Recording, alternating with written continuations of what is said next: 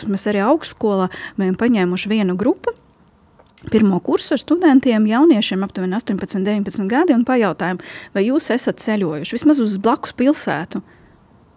Puse nebija nekur izņemot savu dzimto pilsētu. Kā viņi skolā netika uz tām obligātajām ekskursijām, kas principā ir lielā mērā obligātas?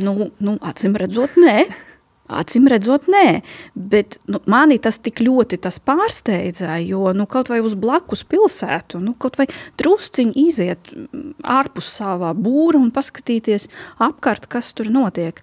Un tad, kad mēs runājām jau perspektīvu, mēs novērojam, ka šiem jauniešiem ir ļoti grūti studēt un vispār paskatīties uz lietām atšķirīgi, jo viņiem tas domāšanas veids arī ir, viņam ir grūtāk, viņam reāli ir grūtāk paskatīties, jo viņi daudz ko nav redzējuši.